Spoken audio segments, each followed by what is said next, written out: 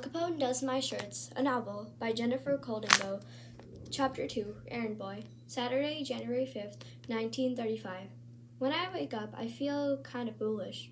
Having slept with my shoes on and my baseball bat under the covers with me, my mom's banging around in the tiny hall outside my room.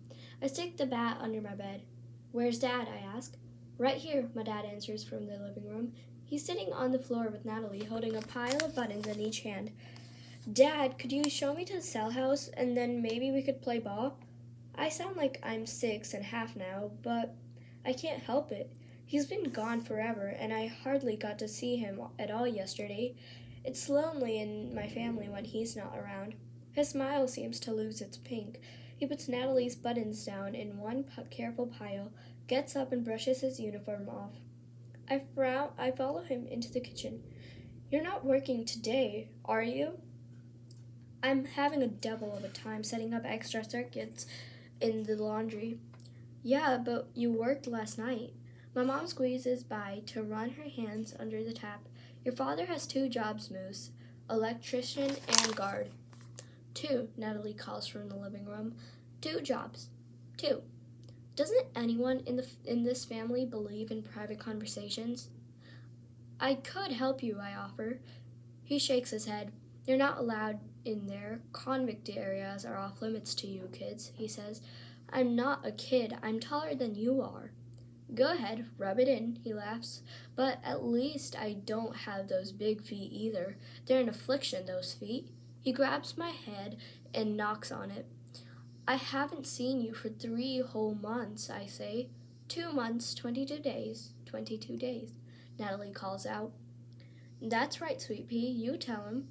My father calls back, I'll bet you took Natalie out this morning, didn't you?" The question comes shooting out before I can stop it.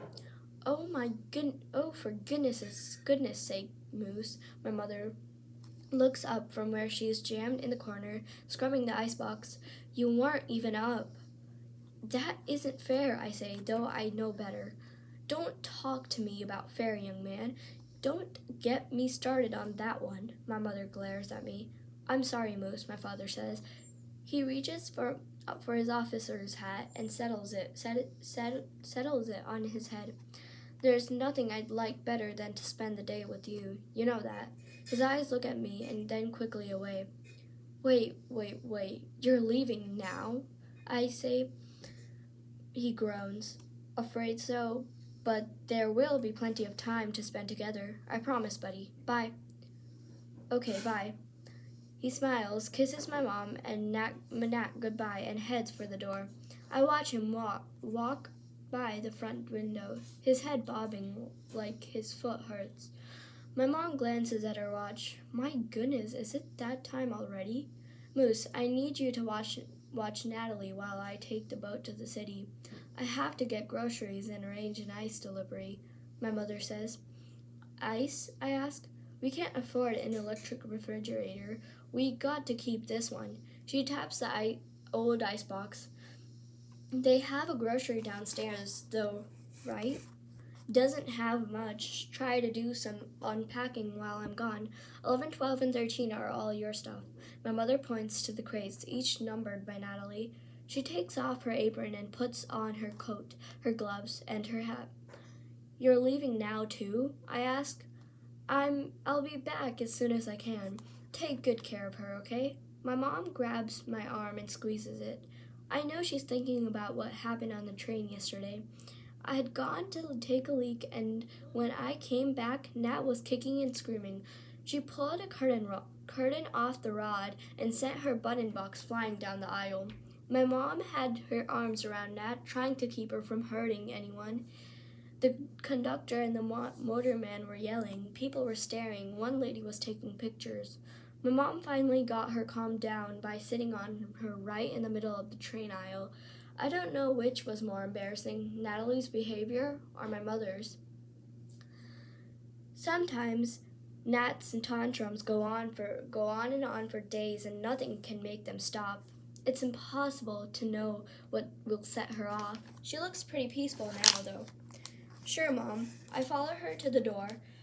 I didn't really mean when what I said about it not being fair that Natalie got to go out with Dad this morning. I didn't. You know I didn't. Mom? She sighs. All right, Moose, just keep your eye on Natalie, okay? I watch her leave. A haze rises from the bay like a wall of gray closing me off from everything. In the kitchen, I find a casserole dish I don't recognize. Thought you might enjoy some macaroni. Looking forward to meeting you. Beatrice, the card says. The macaroni tastes like big fat spaghetti with pizza inside. I'm going for fourths, or maybe if it's fifths when I hear the door knock. I hear the knock. Don't answer it, I yell to Natalie as I wade through the boxes to the front door. The last thing I want is to meet new kids when Natalie's around. New people don't understand about her. They just don't. Open up, a girl cries. It's a little kid, a short person. Anyway, that's all I can make out through the window. No, I call back, but too late. Natalie is already there. She has both hands on the knob and all of my weight rocking back on her heels trying to get the door open. Don't open it. I shove my weight against the door. Come on, you know you're gonna, the girl outside says. Oh, great. I have little Eleanor Roosevelt on one side of the door and Natalie the Screamer on the other. What they say about females being the weaker sex is the biggest lie in the world. It doesn't matter that I weigh more than both of them put together. I know when I'm beat. I let Natalie open the door. The girl outside has black curly hair that's flat on one side, as if she slept on it. She's missing half of her teeth. The ones she has seem either too large or too small for her mouth. How old are you? She demands. 12. No, you're not, she says, walking right in without bothering to ask. Why would I lie about how old I am? She bites her lip like she's thinking about it. You got a big neck. You're supposed to get a long nose if you lie, not a big neck. No, she shakes her head as if she's absolutely certain I'm wrong. And you're what, 7? 7 1/4. Hello, Natalie. The girl smiles her big little gap tooth smile. Your dad told me all about you, she whispers. We both look at Natalie. Her hair is like mine, brown and blonde, all mixed up like birdseed. Different eyes, though.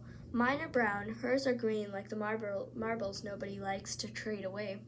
But the way she holds her mouth too open and her shoulders uneven, and one hand clamps down the other. People know. They always know. How old is she? The girl whispers. 10, I answer. Natalie's age is always 10. Every year, my mom has a party for her, and she turns 10 again. My mom just started counting Nat's age that scrawny way a long time ago. It was just easier to have her younger than me. Then my mother could be happy for each new thing I did without it being another thing Natalie couldn't do. What's your name anyway? I ask. Theresa Matheman. I'm supposed to show you around. You haven't seen anything yet, have you? We just got here last night. Natalie, come on, we're going now. Run, get her go, Theresa orders. I'm big as a lion baker, and a 7-year-old girl treats me like her errand boy. Does she smell weakness on me? Still, I want to get a look at this weird little island, and what do I care about a bunch of criminals think anyway? I scribble a note to my mom to tell her we're gone out, and prop the paper between the ketchup and the cod liver oil. Come on, Nat. It's not everybody who gets to live down the street from thieves and murderers, you know.